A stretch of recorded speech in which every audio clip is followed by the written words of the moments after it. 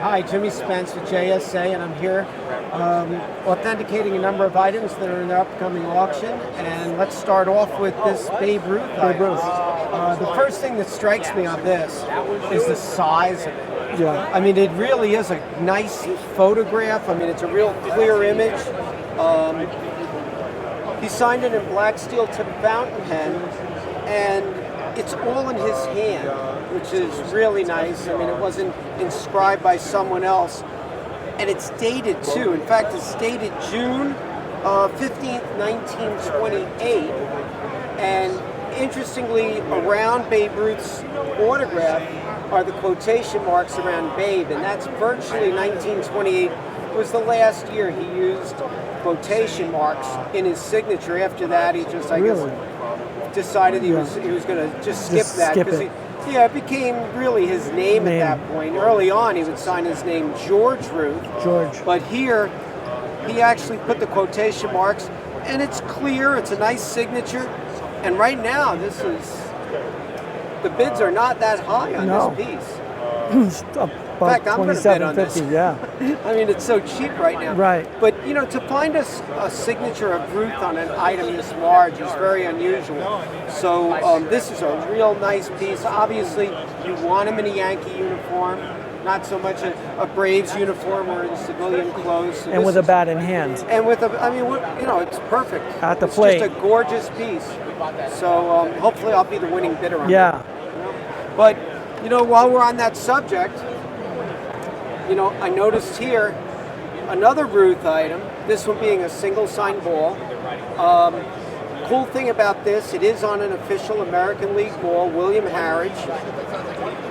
Someone put shellac on this a very long time ago, and sometimes shellac can hurt a ball, but in this case it might have helped it because it preserved the signature. Yes. Again, steel tip fountain pen, blue ink, got a couple of welts on the top and the bottom there, but it's not like there was any type of signature removal.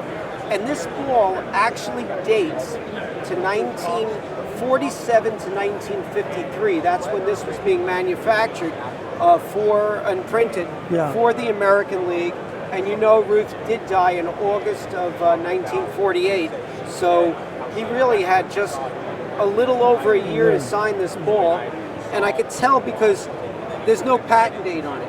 If it had a patent date, I would know it was prior to 1947. So it's a really gorgeous, strong Babe Ruth, right on the sweet spot where you want it. I mean, this is really the centerpiece of someone's collection. Absolutely. I'm holding in my hand right now. Right in the middle. Yeah, so right in the middle. So that's very cool. But we're going to shift gears right now and talk about a couple of music items. I mean, these, the following are all Music Hall of Fame, all music rock and roll Hall of Famers. And talk to me about the three signatures on here. Well, this is the Beastie Boys, and this is a British 12-inch from the period of when they were still together, and all three were alive. And it's signed very boldly in blue Sharpie, and all the signatures preserved well. And one of the fellas is no as you know, with us. MCA has passed on, and so you have MCA here, Mike, and Ad Rock up at the top. It's a beautiful piece, and it'll be ending Saturday in the auction. It's at a reasonable number at the moment too. It may also be had at a very good price. As Beastie Boys pieces quite often of this stature quite often fetch over $3,000 at auction. Correct me if I'm wrong. Were these fellas from Queens? Queens, New York? Yeah, Queens, New York. Isn't that where you hail from? Yeah, I lived in Queens for... what section were they from in Queens? I think it was near Forest Hills. Oh, okay. Yeah. Yeah, you lived in Queens. I lived forever. over near Shea Stadium for a long time. All right, so there's a little proximity. New Yorkers. There. Well, this is a cool piece here.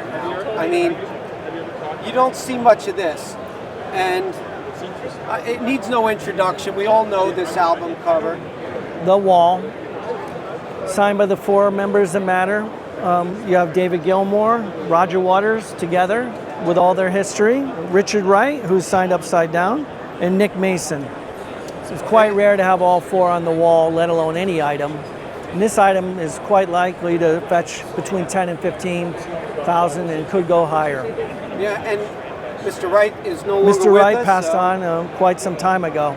Yeah, and for a while, these two gentlemen here weren't talking to each other. In fact, went as far as they wouldn't sign. They the wouldn't same sign item. for quite a long time. It was, Yeah, Gilmore and Waters would refuse to sign the same piece. But what's cool about this is it's vintage too. If you notice, this is signed a ballpoint pen. This was not, put together anytime recently. yeah, this wasn't a modern autograph era item. And quite often you see Nick Mason's autograph quite shorter, and David Gilmour would quite often not have as much detail in his signature. So yeah, In later years. it really is an incredible piece. You got it complete. It's just a really great item from perhaps their greatest album. I don't know, Dark Side of the Moon. We It's could right talk up about there. that, but it's Yeah. got to be one of their finest works. And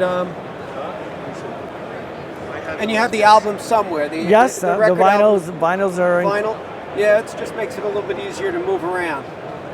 And then, last but not least, let's take this one.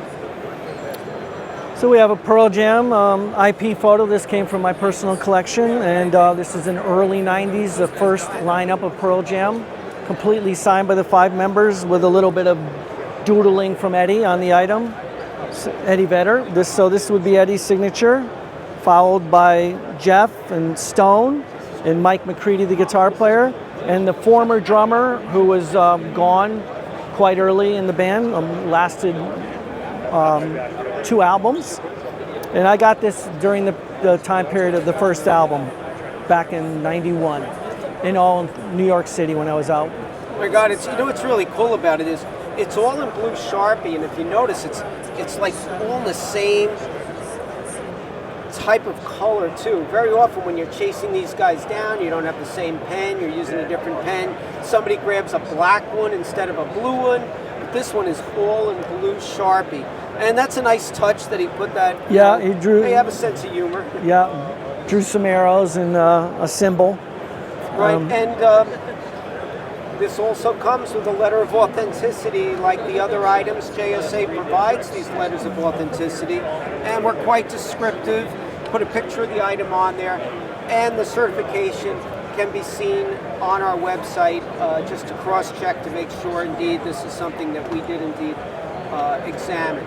So, I really am looking forward to the results of this auction. Yeah, the auction is doing really well. There's a lot of interest and a lot of questions.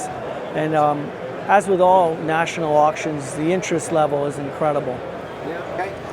Always a pleasure to see you, Jimmy. Good seeing you, John, Yep. as always. Thanks a lot. Have a good one.